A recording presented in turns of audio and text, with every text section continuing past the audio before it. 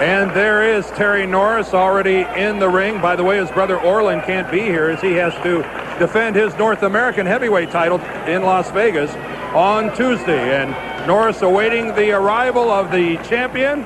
And here he comes, Julian Jackson, making his way through the crowd. So coming up, professional boxing here on the Schlitz Malt Liquor Series. Julian Jackson and contrasting styles.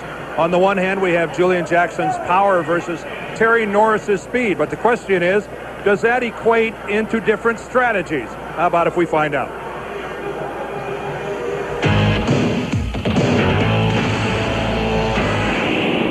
Our strategy is going to be to box Julian Jackson for about 3 to 4 rounds and then wait for him to make a mistake. Our key point in this fight is for Julian to go out, put pressure on, and go to the guy's body and counter his right hand, Norris's right hand.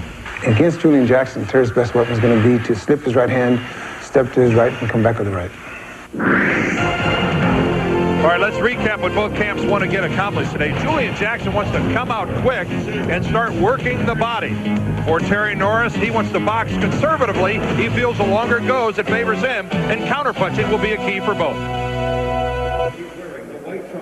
Well, there is how both camps see this fight. And Alex, I'm interested in your thoughts on today's fight. Dan, I think the champion, Julian Jackson, is a pretty complete offensive fighter. He's not just a headhunter. He works the body very well, and he'll need to do that to take away Terry Norris's legs and his movement. But he gets so involved in his offense that he has some defensive liabilities that he's got to overcome to win. He tends to eat right hands. From Terry Norris's point of view, he showed in beating the former champion, Buster Drayton, that he can fight a disciplined fight plan and keep to that fight plan over the full 12 rounds. He'll need to continue to do that in this fight.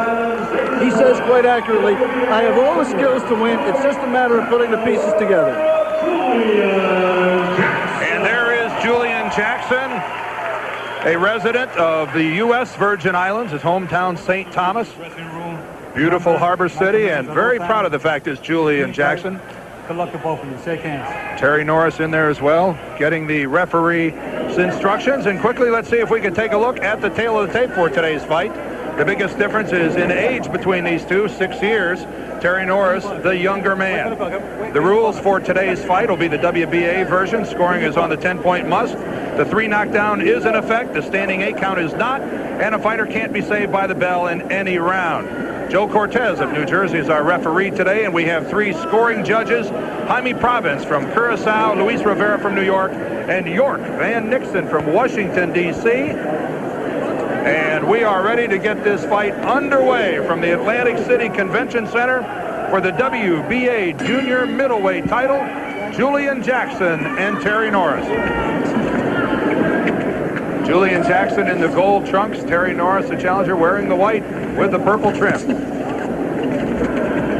Right away, you see the movement from Norris. Oh, and a bad miss there by Julian Jackson. When you make a puncher miss like that, Dan, it makes him shorten his punches up, and when he shortens his punches up, you won half the battle because it takes a lot of his power away. Get the hands out. Get those Julian hands out. Jackson Come on. Get him out of there. Come opening right up, Alex, appearing to do some head hunting. on. I don't want any holding. He had talked about doing some work to the body early, but it's been upstairs so far. And as is the trademark of Terry Norris, exciting combinations. Brilliant hand speed, Norris.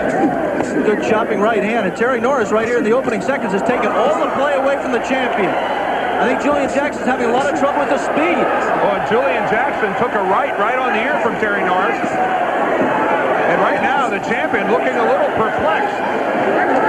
Definitely fighting out of a defensive posture. And you have to like, I think, if you're the Norris corner, the fact that rather than go crazy there and go in and get caught with something, he scored his points and then backed away and continued his fight plan of movement. There you go.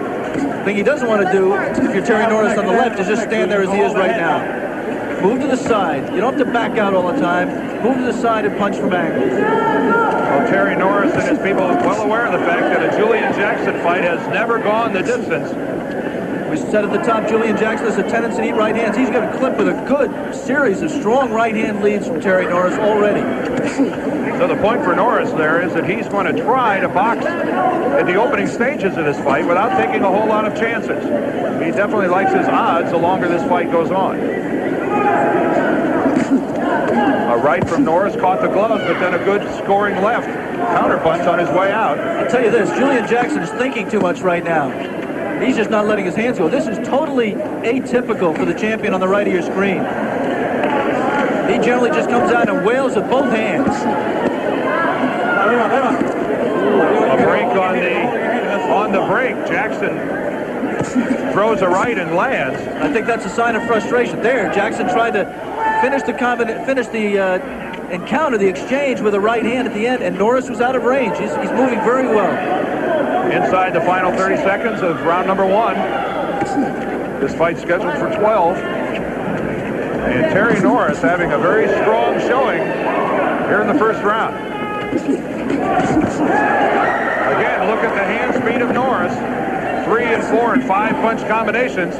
Nothing unusual. Something unusual for the champion, Julian Jackson. That's the end of round 1. Well, it was Julian Jackson in round number 1 who looked tight, who looked like he was feeling the pressure of being the challenger. Almost a role reversal between the two, Alex, on the way they should have looked. It's a movement by Norris. I mean, he ducked one way to avoid one punch and then escaped the other way to avoid the counter. And a big right to the body by Julian Jackson. And a good inside left by Norris at the same time. But really, Jackson's first attempt to work the body. Almost all headhunting in round number 1.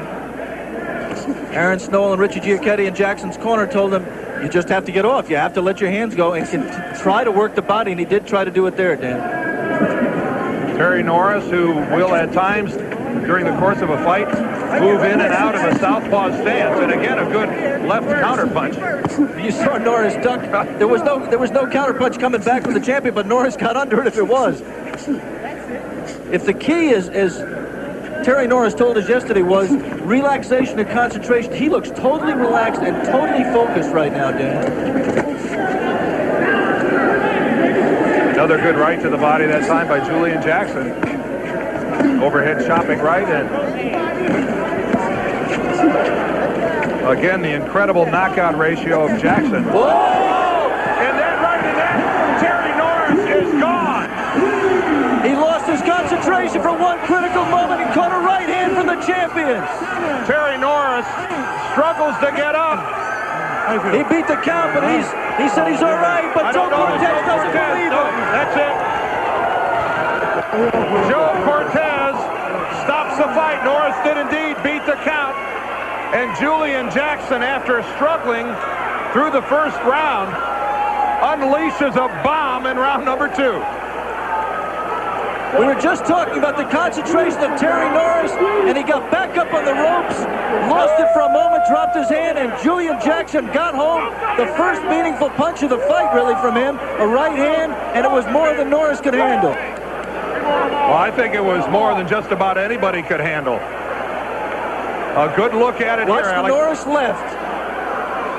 Carrying a little bit, he just drops it there a little bit and just gave enough. Another right in combination, and Terry Norris was gone. But Alex, it's the first one, and I think it even grazes a glove on its way over. Just nicking the glove, and I'm afraid the second punches are after the fact. That was the initial right. That last one didn't give him any help. No, it did not give Terry Norris any help at all, but it was the initial right from Julian Jackson, and again, the remarkable power of this gentleman from the U.S. Virgin Islands. And for the 39th time, a Julian Jackson fight does not go the distance.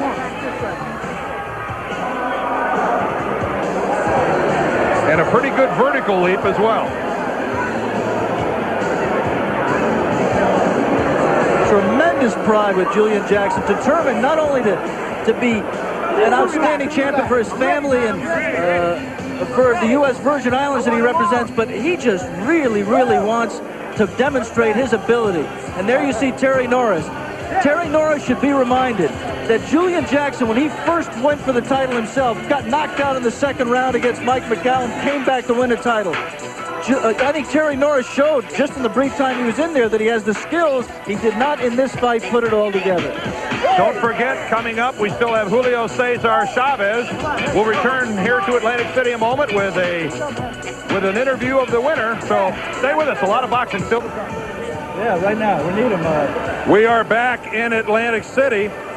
I'd like to remind you that Schlitz Malt Liquor, the sponsor of this event, is presenting a check for $1,000 to the Sickle Cell Anemia Center of Philadelphia, Pennsylvania, in the name of today's winner, Julian Jackson. And we're awaiting the arrival of Julian Jackson down here ringside to do an interview with Alex Wallow. Let's take a look at it again one more time, if we could, at the big right hand of Julian Jackson, who retains his championship with this bomb of a right hand, and Terry Norris is out on his feet. And right now, Alex Wallow is with the champion ringside. You just watched it. How did it look?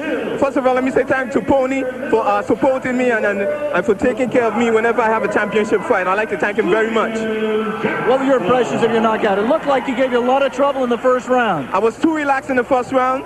I couldn't get to him the way I wanted to, and I had to settle down. I had to get with it because I know these guys that box and move, they're very difficult. As I said, style makes a fight. Did you have any doubt that you would be able to catch with that kind of shot? Oh, definitely. When I went back in my corner, I knew he was right there for the shot. I just had to set it up. Time his movement and set it up. Julian, when you first fought for the World Championship, you got knocked out in the second round by Mike McCallum. You kept with it.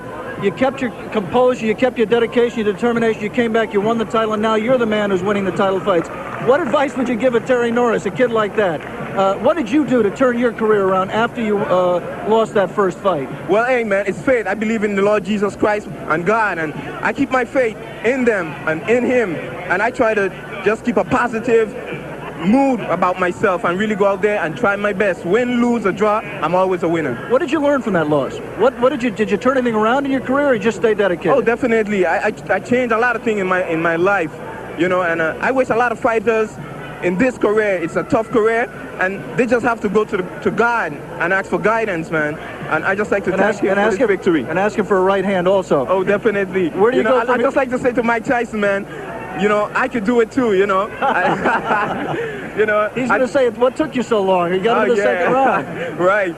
Julian, where do you go from here? You've even talked about moving up and fighting middleweight Michael Nunn. Oh, definitely. I would love to fight a Michael Nunn. He's been talking, saying there's nobody there to fight him, and I'm willing to come up there and knock him out too. Congratulations. Thanks very much, Julian. Thank you very much. All right, Alex. Well, I'm joined here ringside between the two of us by undisputed world heavyweight champion Mike Tyson. And Mike, I know Julian is a friend of yours, and nobody appreciates a knockout more than you. That was some right hand. Absolutely. It was picture perfect. As you know, Norris was just getting ready to throw a punch, and his hand brought his hand down, and it wasn't obvious that the punch was coming, and knocked him cold. Unbelievable. You've got to talk to Julian a little bit, though, Mike, because he let it go into the second round. I mean, that's way beyond your workday. A knockout's a knockout. You've been on a fast track, haven't you, since 9 days ago? You haven't gotten any rest yet, have you? No, I'm always getting rest. Like I said, I dictate my life. Everything that goes on, I dictate. I do what I want. If I want to rest, you know, sometimes I wonder if I should wear a watch because I don't wait on nobody. They would have to wait on me. You got that right. Michael, you were here earlier when Julio Cesar Chavez fought a non-title scheduled 10-round fight against Kenneth Weiss. Are you jealous of the fact you're a heavyweight champion? You can never have a non-title fight. Every time you get in the ring, you're defending your title. Are you a little bit jealous of Julio? Yeah, a lot of times I want to go in and fight. No decision fights or something like that, unless they're knockouts. That's the only time they count. But in the heavyweight champion, since there's no weight limit, you have titles on the line constantly. Most people, I think really all people who follow boxing, rate Julio Cesar Chavez and Mike Tyson 1-2 in the world in terms of the best pound for pound. It just depends upon who they put first. What are your impressions of him as a champion, as a fighter? Well, you know, he's a great champion. You know, today I didn't like the fight because, you know, usually I'm a man that believes in a punch. When you evade a punch, the punch should miss you by 5 inches or 3 inches. You know, I don't believe in blocking punches. You know what I mean? It looks bad. It looks bad on camera. It looks bad to the judges. And, you know, I mean, there's a lot of good fighters out there that I think Chavez could fight. Perhaps Azuma Nelson, if he goes down to 136, and Azuma Nelson probably could come up to 131 or 32 and fight. I think that'd be a great fight. I think him and Melder Kelly would be a splendid fight. Him and Pernell Whitaker also be a splendid fight. And I think there's a bunch of good guys out there, and especially my favorite fighter, the guy from Australia, Jeff Finnick. You know, there's so many good fights out there. Mike Tyson, matchmaker. Back over to Dan Deardorff. Thank you. All right, thank you, Michael, and thanks, Alex. And, of course, earlier this afternoon, we had an opportunity to take a